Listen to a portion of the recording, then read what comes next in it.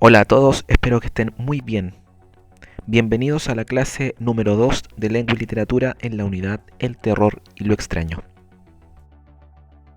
La clase de hoy tendrá por nombre el contexto de producción y daremos cuenta de cómo el entorno influye en la producción de un texto, así como también las vivencias del autor.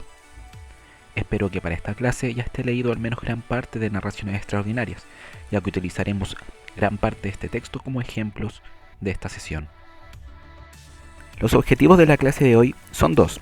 El primero es poder analizar distintos tipos de textos de temática del terror y lo extraño a través de su conflicto, los personajes, cómo se cuenta la historia, los elementos en común con otros textos leídos. Y el objetivo número 7, que es el que más nos incumbe, es poder interpretar textos pero a través de la relación de estas obras con la visión del mundo y su contexto histórico, es decir, el contexto de producción. Vamos a recordar algo antes de iniciar. ¿Les parece conocido este esquema? Pues sí, son los factores de la comunicación. Nos vamos a centrar en dos principalmente. Uno es el emisor y dos el contexto, es decir, quien entrega el mensaje, y segundo, en dónde se sitúa este emisor al momento de construir y entregar este mensaje. ¿Por qué resultan importantes estos elementos? Pues bien, el contexto tiene múltiples características, las cuales se van a ver en muchas ocasiones reflejadas en la escritura del emisor. Pero, ¿qué es el contexto de producción? Es el entorno en que un autor escribe sus textos, es decir, su realidad.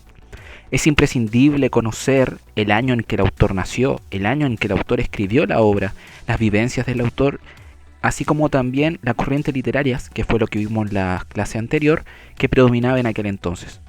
Cada uno de esos elementos nos ayudarán para poder comprender de mejor forma el texto.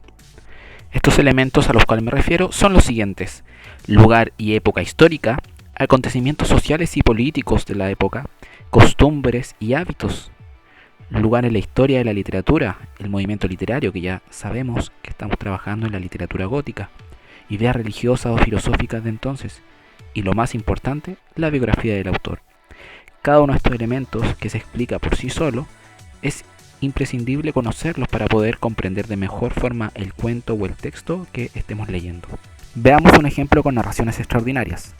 Lugar y época histórica: Norteamérica y Europa, que fue donde nació Edgar Allan Poe, y Europa fue donde se trasladó para poder continuar su carrera como escritor. En segundo lugar tenemos la expansión de Norteamérica y abolición de la esclavitud en Europa como acontecimientos sociales y políticos relevantes.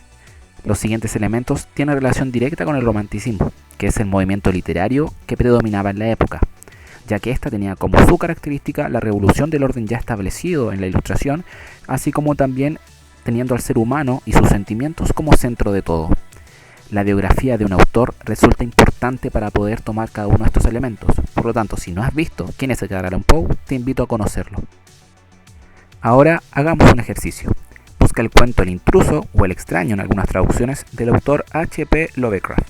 Te dejo un link para que puedas encontrar el cuento de mejor forma. Y responde de forma breve los siguientes puntos: lugar y época histórica, acontecimientos sociales y políticos relevantes, costumbres y hábitos de la época, ideas religiosas y, lo más importante y por lo que debieras comenzar, la biografía del autor para poder encontrar todos los demás elementos.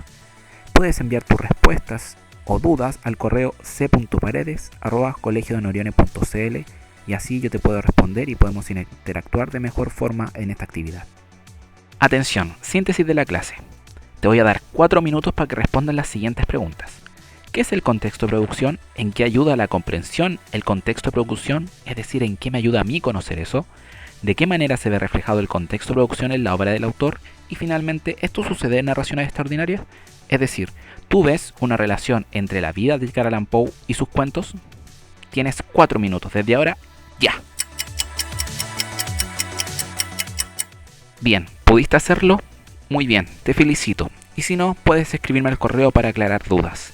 Chicos, eso ha sido todo por la clase de hoy, espero que les haya gustado. Cualquier comentario me sería mucha ayuda para seguir mejorando. Nos vemos en una próxima ocasión. Aplausos para mí.